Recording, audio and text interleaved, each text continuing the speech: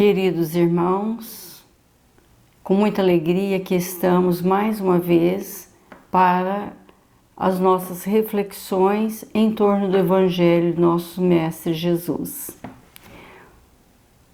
O tema que nós reservamos para hoje, Momentos de Alegria, divulgando esse livrinho aqui da Joana de Anjos, a sua coleção Momentos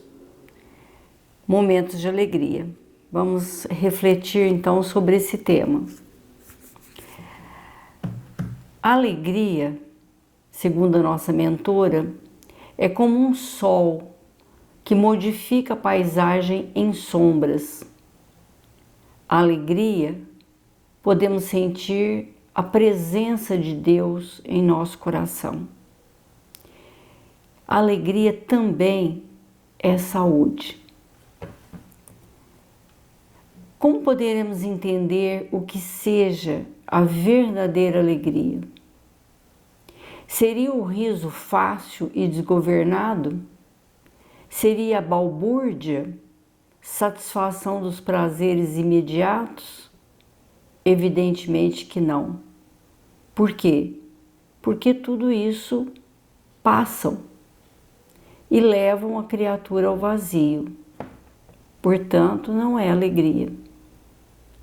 A verdadeira alegria, ela vem a ser aquele estado de alma que possibilita equilíbrio, ânimo, otimismo, coragem, vontade firme.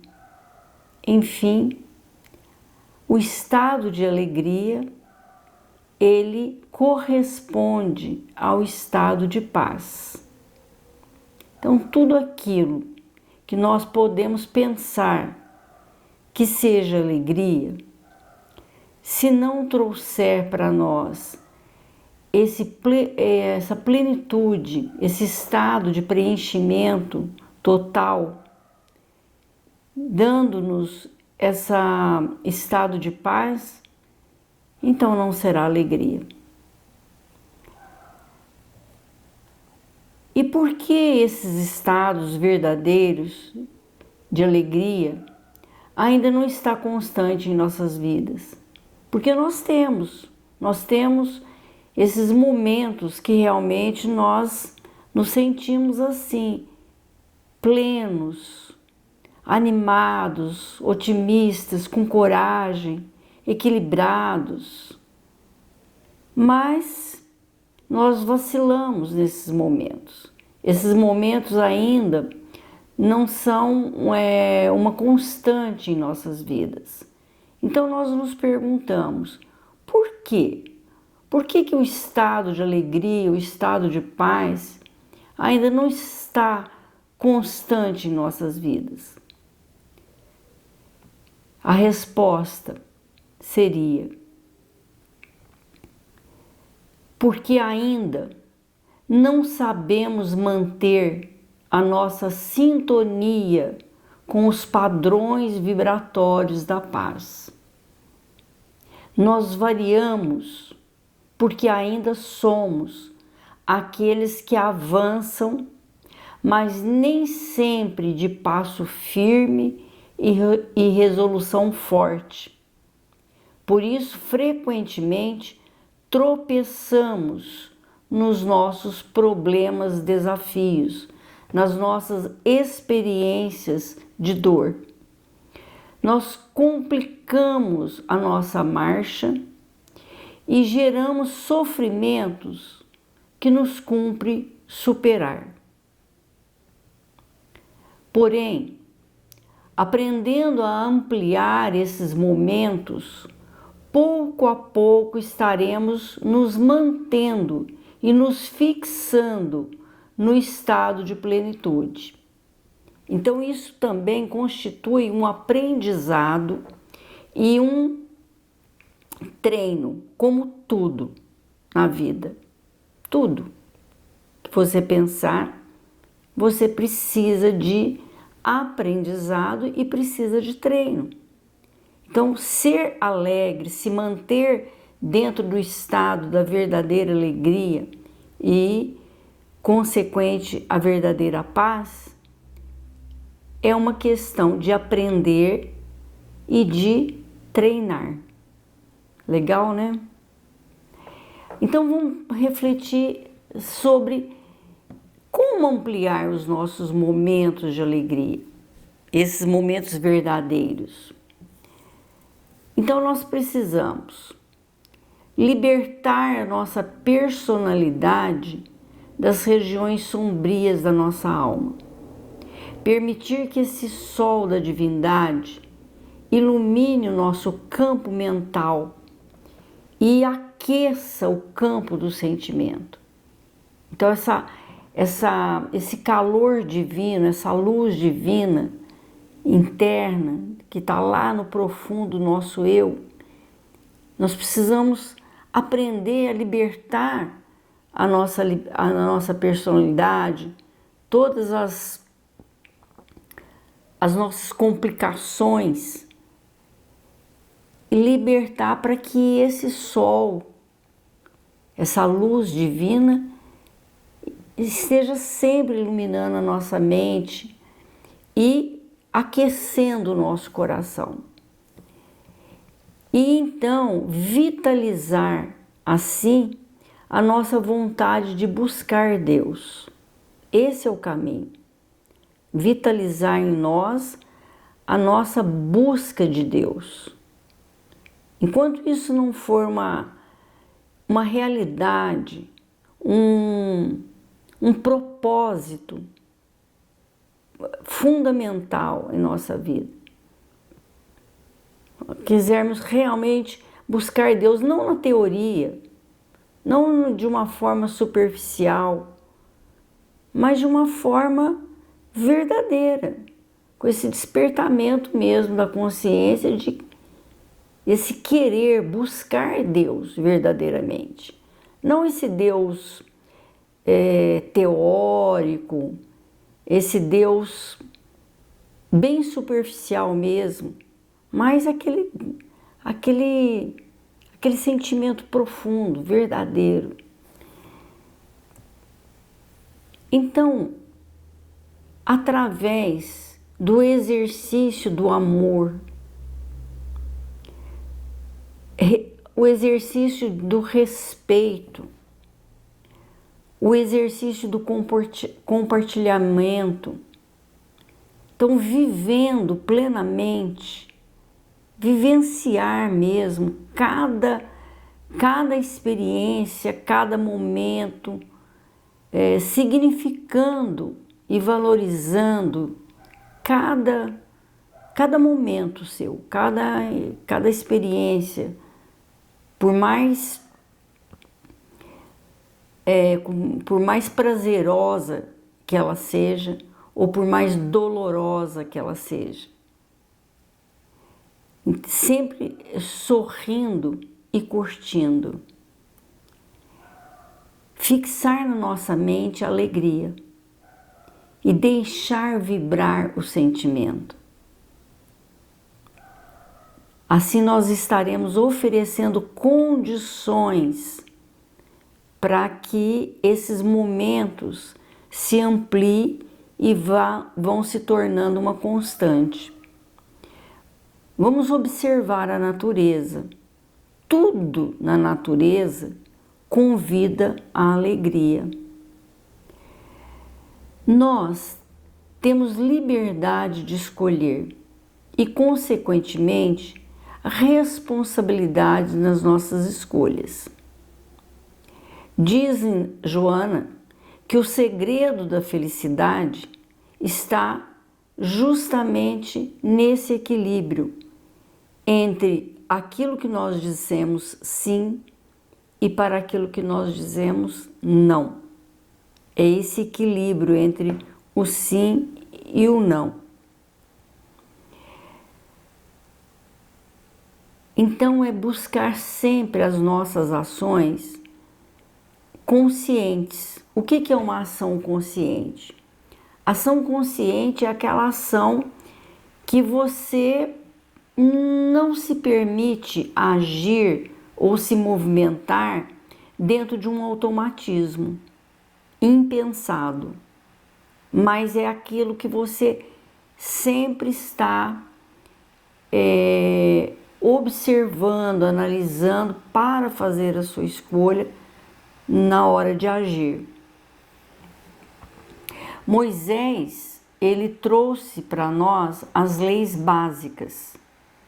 Então nós temos em Moisés as leis básicas.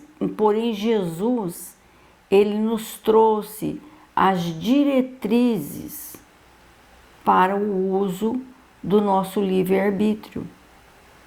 Então, as leis de Moisés, principalmente ali a lei, não os 10 mandamentos, mas a lei, porque Moisés era um legislador falando com um povo bem rude, então ele tinha que usar aquela questão do Deus que devia ser temido. No entanto, Jesus, já vindo numa outra época em que a humanidade estava mais madura, ele nos mostra um caminho, ele nos traz diretrizes para que a gente use o nosso livre-arbítrio e mostrando, revelando para nós, não um Deus a ser temido, mas um Deus a ser amado, um Deus a ser aspirado, ter aquela aspiração por Deus, aquela vontade de encontrar Deus. Então, esse processo da ação consciente, nós vamos conseguindo desenvolvê-lo dentro do processo reencarnatório. Porque todas essas nossas vivências, nas nossas diversas reencarnações, nós vamos tendo a oportunidade de fazer esse despertamento, esse entendimento, despertando essa consciência, aprendendo a usar o nosso livre-arbítrio de forma a favorecer a felicidade e a saúde espiritual. Ela traz aqui para nós como se fosse uma autoavaliação, um boletim de autoavaliação com relação à nossa possibilidade de manter esse estado de alegria. Então ela diz que nós teríamos três notas ou 3 posições principais, que seria a ideal, a progressiva e a tudo por fazer. Então, para a gente fazer a nossa autoanálise e nós mesmos nos posicionarmos, vermos em qual dessas posições que nós nos encaixamos. Então, ela diz que o ideal, a posição do ideal, é aquele sentir uma alegria de forma equilibrada e constante. Olha que legal, então esse é o ideal. É você conseguir sentir essa alegria equilibrada, porém constante. Agora, o segundo estágio, o segundo posicionamento é o progressivo. É quando você já consegue perceber as variações do seu estado de alegria. Então você consegue já fazer esse dimensionamento, você já consegue se autoconhecer, entender essa flutuação nossa, esse vai e vem. Tem hora que está com alegria, tem hora que não está com alegria, Então ela chama a posição do progressivo. E a terceira posição, que é o tudo por fazer, é quando nós nos consideramos vítima. É quando a gente está nessa posição de ser a vítima. Então, é o tudo por fazer em relação a manter essa alegria. Então quando a criatura veste a capa da vítima, aquela camisa de força do coitadinho. Eu não posso, eu não consigo, eu não mereço, ninguém me entende, nasci para sofrer, que mal fiz para Deus. É quando nós estamos naquela questão de que a gente não agradece. A gente está sempre reclamando. Sempre a gente coloca um mais, né? Ah, isso aqui tá bom, mas... e tal, né? Então é a capa da vítima. Essa capa da vítima tá tudo por fazer ainda. A gente, é muito sério isso, viu, gente? Esse estudo, porque não é teórico, não é um estudo teórico. A gente fala, vítima, não, eu não faço, eu não sou capa da vítima, eu não visto a capa da vítima. Vamos prestar atenção para ver se não. Porque às vezes a gente não presta atenção nas nossas condutas, a gente não ouve o que a gente fala, a maneira como a gente se comporta. Vamos começar a prestar atenção quantas vezes por dia nós nos encontramos contrariados, aborrecidos, reclamões. A gente está reclamando de uma coisa, reclama de outra. Vamos prestar atenção como que a gente se comporta. E a gente vai observar que a gente vive nessa camisa de força do coitadinho. Então, é o tudo por fazer. Tem que passar para o estágio do progressivo até chegar no ideal. Na lei de ação e reação, se diz que há o tempo de semear e o tempo de colher. A trilha de cada um é percorrida com os pés do esforço pessoal. Porque quando a gente fala em lei de ação e reação, às vezes a gente costuma pensar que é só em questão, porque eu pratiquei, agora eu colho o negativo, colho a dor. Não, mas a lei de ação e reação, ela funciona também para o progresso. Para aquele esforço que nós vamos fazendo para ir nos libertando dessas camisas de força que nós mesmos nos colocamos. Então, é indispensável para esse triunfo, para alcançar, avançar esses passos, é indispensável pensar antes de agir, sair desse automatismo, dessa ação impulsionada e esse impulso viciado que nós já temos. Sempre pensando, antes de escolher, antes de tomar atitude, antes de dar uma resposta, o que estarei plantando com essa atitude que pretendo?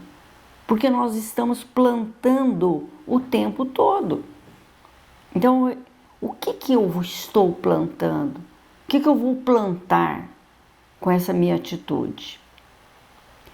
Que sinais estarei deixando com essa atitude em minha própria trilha?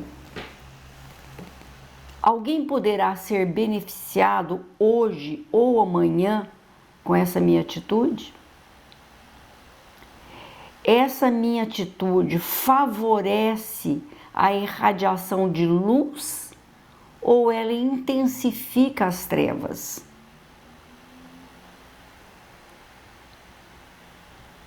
Então, para isso, nós precisamos da vigilância. Por isso que Jesus ensinou: vigiai e orai. Se queremos realmente vencer, se queremos agir de forma consciente com as leis, necessitamos vigiar as nascentes daquilo que está vibrando no nosso coração e na nossa mente também. De forma alguma, dar campo para a animosidade. Temos algumas regrinhas básicas. Podemos discordar se necessário? Claro que sim. Porém, brigar nunca. Podemos nos proteger da agressão? Evidentemente que sim. Porém, revidar caso sejamos atingidos, nunca. Se formos provocados, nunca responder para não alimentar o mal. São regrinhas que a gente pode colocar como exercícios dessa nossa vigilância. Então ela diz que precisamos de retidão do pensamento no bem, ter retidão nesse pensamento, retidão no propósito. Nós temos um propósito do bem, precisamos de vontade firme e retidão, ir reto e não ficar tortuosos como nós ficamos. Então geralmente a gente fica entre o vacilante e o forte. Então vamos ver algumas características desses dois perfis. Aquele que é muito vacilante, ele se irrita e blasfema.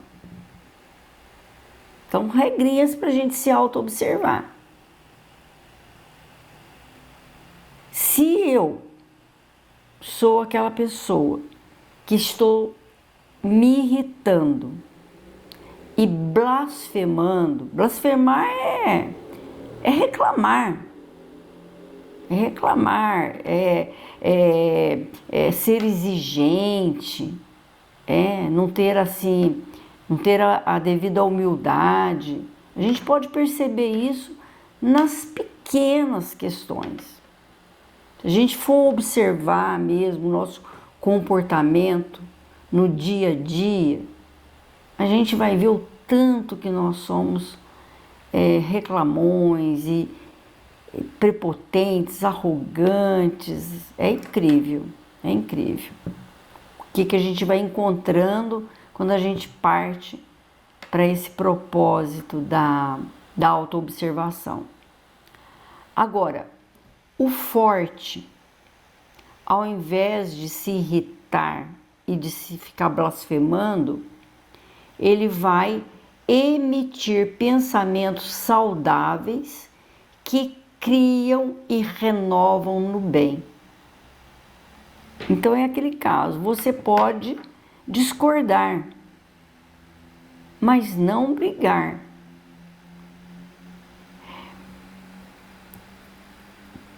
Então é a decisão forte, né? O vacilante é aquele que vive desconfiado e insatisfeito. E olha, vamos observar o nosso comportamento diário para ver como que a gente está sempre desconfiado e sempre insatisfeito. Porque se nós estamos reclamando, é porque nós estamos insatisfeitos. Agora, o reto, aquele que é forte na retidão do pensamento no bem, ele se mantém resoluto e convencido da vitória do bem sobre o mal. Então nada o intimida a seguir, ninguém o faz desistir. Porque ele tem esse olhar e essa convicção da vitória do bem sobre o mal. Então ele não fica desconfiado e insatisfeito. Ele sempre vai estar dentro essa visão, ele está olhando lá na frente. O vacilante teme, duvida e reclama. E o forte, ele resolve os problemas graves e não se compromete com a descrença, a mágoa ou a revolta. Ele vai resolvendo os problemas sem se comprometer, quer dizer, sem se desviar, sem fazer esse link de prisão com esse temor, com essa dúvida, com essa insatisfação, com a mágoa e principalmente com a revolta. Ele não faz isso, contrário do vacilante. Ela analisa vários pontos aqui dentro do livro que é impossível a gente colocar aqui nesses rápidos momentos. Talvez a gente até numa próxima gravação a gente possa desdobrar um pouco mais dentro desse mesmo tema. Eu escolhi trazer para cá a reflexão sobre o cuidado com as palavras. A palavra é a emissão do pensamento que se verbaliza, portadora do conteúdo mental que busca alcançar um fim. Mesmo querendo disfarçar, a palavra é veículo de alta carga vibratória. É importante a gente lembrar disso. A palavra, ela é veículo de alta carga vibratória. Jesus falava assim: a boca fala do que está cheio o coração. Então a palavra é a emissão de um pensamento. É um pensamento que se verbaliza. Portanto, a palavra, ela expressa um conteúdo mental e expressa um conteúdo no seu sentimento e na sua emoção. Se ela é carregada de sinceridade e de fé, ela age como uma onda que estiola as forças negativas. Numa palestra do Jorge Damas Martins, ele fala para a gente que Jesus emitia palavras empacotadas de amor.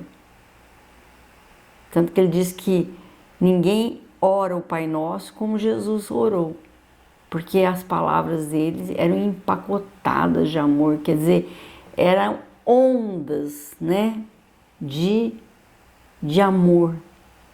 Então, quando a sua palavra ela é carregada com essa vibração da sinceridade, da fé, ela vai agir, então, como essa onda que vai estiolando, quer dizer, vai transformando, né, essas forças negativas, vai repolarizando essas forças. Agora, quando ela é portadora de pessimismo, ela atrai por sintonia enfermidades e sombras. A grande maioria fala sem pensar. Nós geralmente falamos sem pensar. A conduta consciente é aquela que pensa antes de falar. Quem pensa antes de falar não faz coro geral aos comentários negativos. Não se utiliza de palavras rudes, pejorativas ou portadoras de azedume e irritação. Vamos observar o que a gente fala no dia a dia, principalmente nos dias de hoje. E a gente tem que lembrar que a palavra ela é falada e é a palavra escrita também. Porque quando você manda também, encaminha uma mensagem escrita, ou você escreve qualquer coisa, ali também você está emitindo essas ondas, ou do amor, ou as opostas. Então, se a gente adotar o hábito de pensar antes de falar, nós podemos fazer uma seleção, fazer um controle disso aí. Porque ele tá lá no pensamento, tá no sentimento, tá vibrando? Tá. Tem onda? Tem. Mas quando você expressa, aquilo ganha uma força de disseminação. Então é importante a gente ter observação que tipo de força que nós estamos disseminando, jogando aí na nossa atmosfera psíquica, certo? Vamos prestar atenção. Quantas palavras pejorativas, essas conversas que não levam a nada, ficar colocando apelido nas pessoas, ficar com... Olha, é muita coisa que tem, né? Não dá pra gente falar tudo, trazer como exemplo, mas é só a gente observar. A gente não precisa falar porque nós conhecemos isso muito bem, né? Porque a palavra, ela é como uma flecha que disparada não mais pode ser detida, alcançando o voo. Então, ela é como, a hora que você fala, é como se você estivesse jogando uma flecha. Então, a conduta consciente na palavra é aquela que se solta no equilíbrio da emoção, de modo tal a ser clara, objetiva e saudável, certo? Se o sucesso no bem, fazer ainda, não é real para ti, continua buscando o melhor. Se a dificuldade aparece, insiste e contorne os obstáculos. Se o problema te desafia, estuda-o e permaneça equacionando. Nada há impossível para quem ama, crê e espera, servindo sem cansaço.